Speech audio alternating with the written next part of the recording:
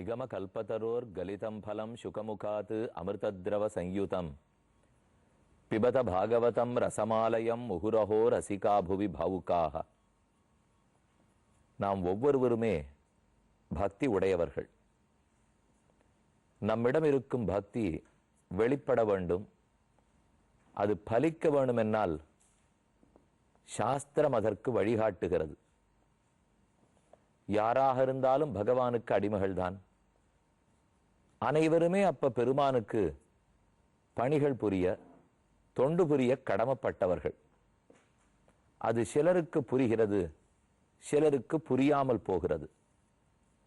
வேதங்கள், வேதாந்தம், இதிகாசம், புராணம் இவை அத்தனையும் எதற்காக பிறந்தனவென்னால் பெருமானுக்கு அடிமைகள் நாம்ங்கிறத புரிய வைத்து, நாம் சுதந்திரர்கள் அல்லர்கள், நாம் செருக்கோடே திரிவது கூடாது, பகவானுக்கும் அவன் அடியார்களுக்கும் தொண்டு புரிய வேணும், இந்த உடலோட இப்பிறவியை துறந்து இனி பிறவிகளிலே புகாமல் நேரே மோட்சத்தையே அடைய வேணும், இந்த ஆசையை நம்மிடத்துல ஏற்படுத்துறதுக்காகத்தான் எல்லா நூல்களும், வேதமோ வேதாந்தமோ இதிகாசமோ புராணமோ அனைத்தும் இதற்காகத்தான் பிறந்தன.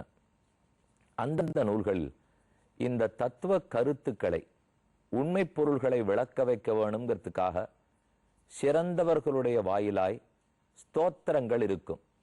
ஒருத்தரை மற்றொருத்தர் தோத்திரம் செய்வார், புகழ் பாடுவார். அதுல இந்த உண்மை பொருள்கள் எல்லாம் விளக்கப்படும். இப்ப நாம இந்த பாகவத புராணத்தில் பலரும் சேர்ந்து பிருது மகாராஜனை ஸ்தோத்திரம் பண்ணினார்கள் என்று கடந்த நாள் சந்திக்கும் போது பார்த்தோம். 4வது ஸ்கந்தத்தில் 15வது அத்தியாயத்தாலே இவர்கள் எல்லாரும் பிருத்துவை ஸ்தோத்திரம் பண்ண தொடங்க பிருத்து அதை தடுத்தான். நான் இன்னும் இந்த ராஜ்யத்துக்கு எதுவும் செய்யவே இல்லை, அதற்குள்ள என்னை எதுக்காக ஸ்தோத்திரம் பண்றீர்கள் அப்படின்னு இவர்களை பார்த்து தடுத்தான். ஒருத்தர் ஒன்ன சாதிக்கிறதுக்கு முன்னாடியே இவர் அப்படி இப்படி நம்ம ஸ்தோத்திரம் பண்ணிட்டோம், புகழ் பாடி விட்டோம் என்னால் அவர் அப்புறம் அதை சாதிக்காமையே நிறுத்திடுவார்.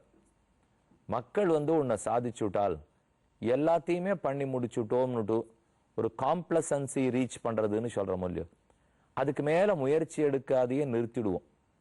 அதனால யாரை புகழ வேண்டுமோ அவர்களைத்தான் புகழ வேண்டும். ஏதோ இப்பதான் ஒரு கலைஞர் முன்னுக்கு வந்துட்டு இருக்கார், இப்பதான் ஒரு பாடகர் முன்னுக்கு வந்துட்டு இருக்கார், இப்பதான் ஒரு உபன்யாசகர் நன்னா சொல்றார்னால், ஓஹோ உங்களாட்டம் 6 சொல்ல போறார்கள் அப்படின்னு புகழ்ந்துட்டோம்னு சொன்னால் அதுவே போதுமே, நாம எல்லாத்தையும் சாதிச்சுட்டோம் அப்படிங்கிற நினைவு வந்துடும். அப்படி கூடாது. நான் இனி என்ன சாதித்திருக்கிறேன், இனிமேத்தானே மக்களுக்கு நன்மையே செய்ய வேண்டும் என்று பிருது தடுத்தார். ஆனா ரிஷிகளோ தேவர்களோ அதற்கேட்டு சும்மா இருக்கவில்லை. அவர்கள் சொல்றா, பிருது ராஜாவே, நீர் பிறக்கும் போது பிரம்மா தேவர்களோடே உம்மை அருள் புரிவதற்காக வந்தார். சிறு குழந்தையாக படுத்திருந்த உம்மை கண்டார். அப்போது அவர் கண்ணுல ஏது பட்டது? ரொம்ப ஆச்சரியமான ஸ்லோகம். 15வது அத்தியாயத்திலே 9வது ஸ்லோகம். பிரம்மா ஜகத்குருர் தேவைஹி சஹாசிருத்ய சுரேஸ்வரைஹி வைன்யஸ்ய தட்சிணே ஹஸ்தே திருஷ்டுவா சின்னம் கதாபிருதா. ஒரு தந்தையினுடைய வலக்கரத்தை கடைந்துதானே பிள்ளை பிருது பிறந்தார். கதை நமக்கு ஞாபகம் இருக்கு. இப்போ அங்கன் பிறந்தார். அங்கன் நல்ல ராஜாவாக இருந்தார். அவருக்கு மகனாக வேணன் பிறந்தான்.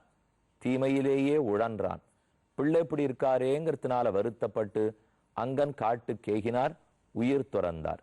வேணனோ உலகத்தை எல்லாம் நலிந்தான், தர்மத்தை தடுத்தான், வேதங்களை ஒழிக்க பார்த்தான், யாக யஜ்யங்களை நிறுத்தினான். இப்படி வேணன் இருக்கிறத கண்ட ரிஷிகள் அவனை கொன்னு முடித்தார்கள். ஆனாலும் ராஜ்யத்துக்கு ராஜா தேவையாயிற்றே, அவனுடைய வலக்கரத்தை கடைந்தார்கள் என்று பார்த்தோம். அப்ப அதுல இருந்து பிறந்தவன் தான் பிருது மகாராஜா. அந்த பிருத்துவனுடைய கைகளில் பார்த்தால் சங்கு சக்கரம் என்கிற 2 அடையாளங்களும், கதா புனசங்கர தாங்க கல்பக துவஜார விந்தாங்குஷ வஜ்ரலாஞ்சனம் திரிவிக்ரமத்வ சரணாம்புஜத்வயம் மதிய மூர்தானம் அலங்கரிஷத்தின்னு ஆளவந்தாருடைய ஸ்லோகம். அந்த ஸ்லோகத்தில் தான் பகவானுடைய திருக்கைகளிலும் திருவடிகளிலும் என்னென்ன அடையாளங்கள் இருக்கும்னு சொல்லப்படுகின்றன. கதா புனக சங்க ரதாங்க கல்பகம். சங்கம் சங்கின் அடையாளம் பாஞ்சஜன்யத்தின் அடையாளம் இருக்கும். ரதாங்கம் சக்கரத்தினுடைய அடையாளம் இருக்கும். கல்பகம் கற்பக மரம் எதை கேட்டாலும் கொடுக்குமே, அந்த மரத்தின் அடையாளமே இருக்கும். சங்க ரதாங்க கல்பக.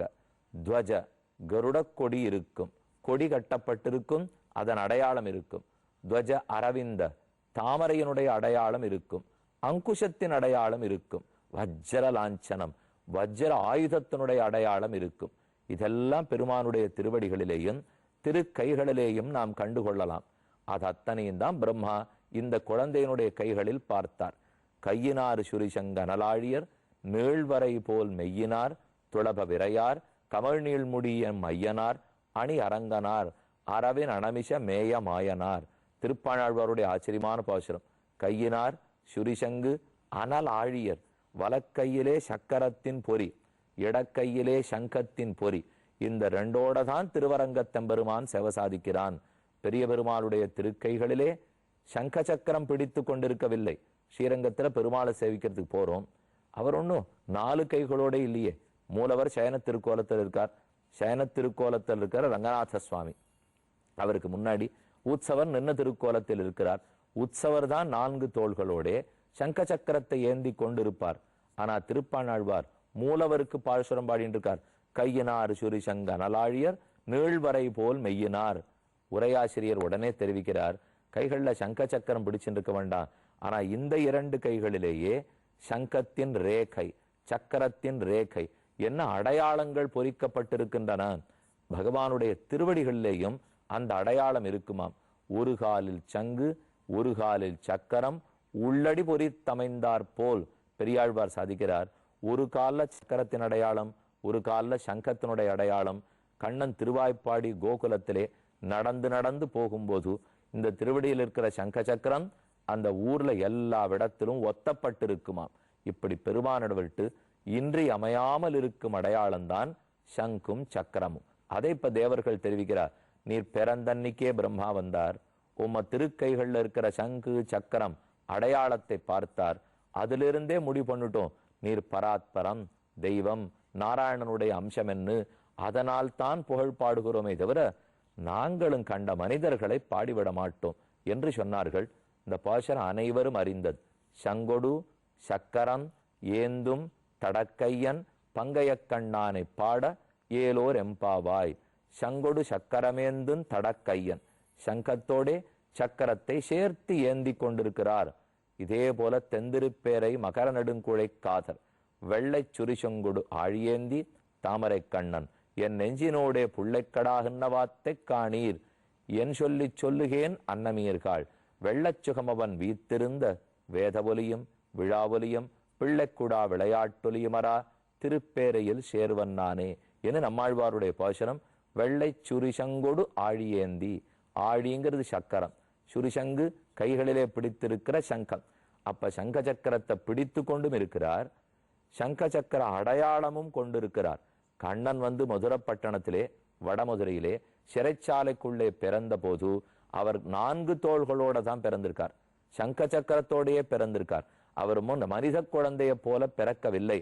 அப்புறம் தாயாரும் தந்தையாரும் தேவகியும் வசுதேவரும் இப்படி எல்லாத்தையும் காட்டினியானா ஊருக்கு நீ யார் என்கிற மர்மம் தெரிஞ்சு போயிடும், அதை மறைத்துக்கொள்னு வேண்ட. அப்புறம்தான் உபசம்ஹர விஸ்வாத்மன்னு ரூபமேத்தது அலௌகிகம். மறுபடியும் கண்ணன் மறைச்சிருந்து 2 கைகளோடு இருந்தார்னு கேள்விப்படுகிறோம்.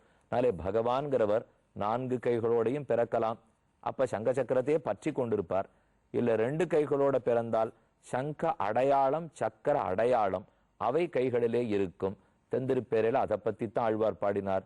மற்றொரு இடத்தில் நம்மாழ்வார் சாதிக்கிறார். ஒரு வண்ணம் சென்னு புக்கு எனக்கொன்னுரை ஒன்கிளியே செருவன் பூம்பொழில் சூழ் செக்கர்வேலை திருவன்வண்டூர். 6ஆம் பத்து ஆரம்பத்தில் நம்மாழ்வார் திருவன்வண்டூர்ங்கிற மலையாள விதேசத்துக்கு தூது விடுகிறார். தேருநீர் பம்பை வடபாலை திருவன்வண்டூர்.